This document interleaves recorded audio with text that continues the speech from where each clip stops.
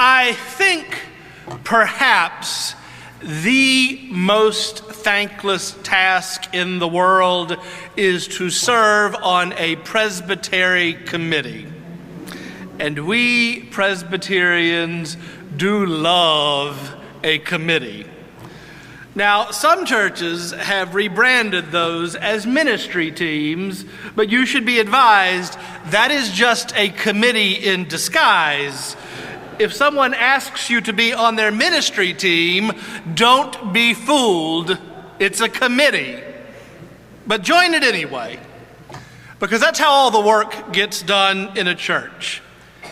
Good volunteers doing something they care about or something that needs doing for someone they care about. All joking aside, I really do believe that the church works better when we work all together, and there are some presbytery committees that do phenomenal work, like planting churches and supporting the ministry of local congregations, and in some cases, helping churches heal. Once upon a time, I chaired a committee that did the latter. We were officially an administrative commission, and it is exactly as thrilling as it sounds. We were worried that they would kick us out if we called ourselves what we really were, though, so instead we called ourselves a peacemaking team. We were called to go and try to bring peace to a congregation that had become terribly embattled amongst itself. When we got there, we found the reports were actually rather modest compared with the carnage that ensued. As we walked in the door, one of the elders wailed at us, "We know you've come to shut us down," which of course we hadn't. One of our elders on our peacemaking team was an accountant, and slowly but surely their finances were untangled and became transparent so that the possibility of trust could return. I ran their session meetings for them, and together we set standards for what would constitute acceptable behavior in meetings, because it turned out some folks needed a crash course on basic civility. A retired minister from our team came and preached for them after their pastor resigned. Over and over again, members of this team showed up to walk alongside this church's leadership as they made courageous decisions about the future of their congregation. And slowly, gradually, the congregation began to calm down. They began to regain their confidence and to believe that they could again do those things that they did best. And eventually, we all agreed that the congregation could come out of intensive care. So those of us from the presbytery said our goodbyes and told them we would pray for them and to be in touch if they needed any additional help. We all need a little help from time to time, don't we? Gratitude is rarely expressed for the work of an administrative commission, though. But one day, as we started our meeting, the chair said to me, "We've had some correspondence from that church where you chaired the commission." Our whole committee sat up straight. We were just sure the wheels had finally fallen off the bus once and for all. And the chair continued, "They have written to invite us to lunch. They want to host our December meeting. They want us to see how well they are doing and to thank us for helping them with their healing." Our jaws collectively hit the floor. It was not what we expected. Now, one should never help another for the purpose of soliciting thanks, but it's good to hear gratitude sometimes, isn't it? Saying thank you is so important. But we already know that, don't we? To say please and thank you are some of the earliest lessons we learn. If you and I go out to lunch together and we don't say please and thank you to the wait staff, what would that say about us? The ability to show gratitude is one of the graces that binds communities together, because gratitude at its heart is an acknowledgement of the humanity of the other when we take note of the ways that someone has helped us. We take note that there has been an interaction between us, and we are not merely functionaries and do not treat one another as mere functionaries in the interaction. Gratitude is foundational to the good life. Still, it's interesting, isn't it, that Jesus makes note of the one leper who returns. 10 are healed, 1 returns giving thanks. Now, I know that stories of divine healing strike us naturally as miraculous. But as miracle stories go, this one is actually fairly run-of-the-mill. There are 10 lepers, and leprosy was as dangerous and unpleasant then as it is now, but even more so because the term could be a catch-all for any skin condition that worried folks. And now today, I know we all know that leprosy is a medical condition. It's treated with medications, and it's possible to make a recovery. Of course, it wasn't so then. And skin conditions, they can be supremely visible. And those who didn't want to catch it demanded that those who had it stay away. Quarantining was often the only way to keep the larger community healthy and safe. Those who had been pushed away from the embrace of the community would gather together and find solace in one another's company. And I probably don't need to remind you that disease and infirmity in the first century were generally considered markers that one was unclean. Leprosy is a medical condition, we get that.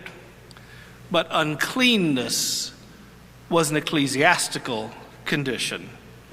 Medical conditions could be cured by nature and the physician, but only the priest could give an ecclesiastical cure. Only the priest could declare that the one who had been excluded was now included. And as we said, 10 were healed. 10 went as instructed by Jesus to show themselves to the priest and to be restored to community. For 10 people, rejection was met with mercy. Exclusion was followed by inclusion. And yet, as I said, as miracle stories go, it's pretty unremarkable. Jesus didn't even have to do anything. He just said a few words and, hey presto, it was done. But then that 10th fellow comes back. And the text tells us that he is a Samaritan. And Jesus says the strangest thing to him. He says, "Your faith has made you well," which for a Jewish audience would be suspect at best, because the Samaritan is perceived to be a person of a different faith. But the truth of the matter is that's not exactly what he said to him. Excuse me. That's not exactly what Jesus said to that Samaritan. To his Jewish audience, knowing full well that the Samaritan was a person of a different faith, he said to him, "Not your faith has made you well," as our translation reads, but rather the Greek reads, "Your faith has saved you." Being a Samaritan leper meant being doubly excluded. Being a Samaritan placed him outside the dominant group of God's people. Being a leper placed him outside the community of healthy people, which meant simply outside the community. But not to Jesus. Not to Jesus. For Jesus, you see, God's people is not a category with hard and fixed boundaries. What constitutes God's people for Jesus are the people who get it. The people who see what God is doing in the world and join themselves into it. The people Jesus wants close by are the folks who recognize what God is up to and who express what God is about.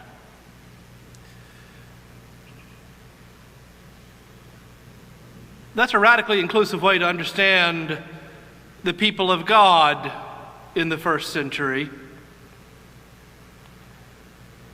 They are the people who see the reign of God in a broken world. And it seems that the expression of gratitude is evidence of seeing the reign of God in that very broken world.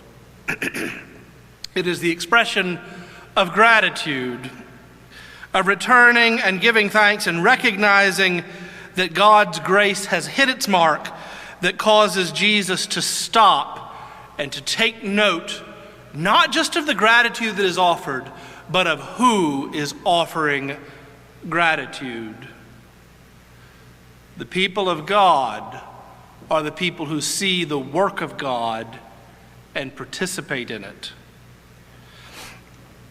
Now, I don't want to put too fine a point on it because I'm not sure I can draw exactly a straight line between these two connected points, but it's a jagged line for sure. It's definitely a dotted line that connects them. This month starts our stewardship campaign. Starting this month, your friends and your family will be talking about how this place, how this congregation helps them in believing, belonging, and becoming the disciples of Jesus Christ. And I may be an odd bird among ministers in that I absolutely love stewardship season. Do you know why I love stewardship season? I love it because it is where faith meets practice. Gratitude is always where faith meets practice. You see, that is the heart of what Jesus is saying when he asks, where are the others? Has their faith met practice? Gratitude is more than the verbal expression of thanks. We all know that. It is a way of life. And when the way that we live matches up with the words we say, that is when it is a saving grace. It changes the way we see things. It changes our perspective as God's grace then in turn shapes our actions. And it's noteworthy that nowhere does Jesus reject those whose gratitude is not evident. Nowhere do we read that their diseases returned to them because they didn't express adequate thanks. That's not how God's grace works. It is simply that the one whose gratitude is clear is remarked as having the faith that heals. Now, I know people have looked at this text for years and they've asked the question of whether or not this means folks have to acknowledge Jesus to find salvation. That doesn't appear to be what Jesus is saying at all. He's just saying what a difference it makes when we do. I love the way that Anne Lamott puts it in her book, Help, Thanks, Wow, the Three Essential Prayers. She writes, the movement of grace toward gratitude brings us from the package of self-obsessed madness to spiritual awakening. Gratitude, she writes, is peace. Maybe you won't always get from being a brat to noticing that it's an E.E. Cummings morning out the window, but some days you will. You will go from being Doug and Wendy Weiner with all your psychic diverticulitis, able only to eat macaroni and cheese, to remembering, I thank you, God, for this most amazing day. Now, mind you, I do not always achieve this. It is not always easy to go around feeling grateful all the time. Gratitude, however, is a way of life even when there are moments you just don't feel remotely grateful. So, in light of that, I would like to close with an absolutely ordinary illustration. Not too long ago, I started off having a great day. It was a Friday, which is my day off, so I had plenty of time to do the things that I needed to do. So I went to the store and I bought groceries to make dinner that night for some out-of-town guests we were expecting. I was in a fabulous mood, and as I walked back out to my car, I noticed that the bumper didn't quite look right. The paint had been knocked off one corner of it, and the bumper was sort of sticking out on that side. I might have said something not quite ministerial in that moment. Just then, a car rolled up and the window rolled down, and my neighbor said, "I'm glad to see that the minister knows that word." And I laughed and said, "Well, did you see who did it?" "No," he replied, "I just got here." I might have repeated that word, and we laughed together. And here's the thing. It just wasn't that bad. 9/10 of what vexes us on any given day just isn't that bad. And I don't want to make light for even a second of anyone's legitimate suffering. And when the time comes that things really are that bad, the presence of friends and family and those who love us are nothing short of the grace of God. I get all that. But 9/10 of the time, perspective matters so much. And the hardcore reality of creation is that you and I are floating in a sea of God's generosity and kindness that is greater than the tiny tweezers of our imagination could ever hold. So, I decided instead to be grateful for the laugh between friends and for insurance.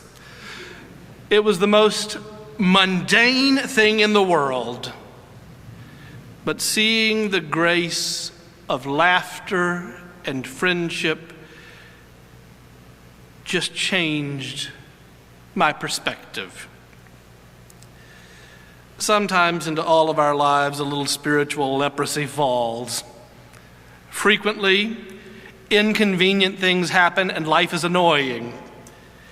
Occasionally, bad things happen, and life is hard. And the grace of God says, whatever it is, it doesn't have to stay that way, and that there will be someone to walk with you and to love you until it gets better. And once that reality becomes the baseline of how we look at the world, all of life is gratitude.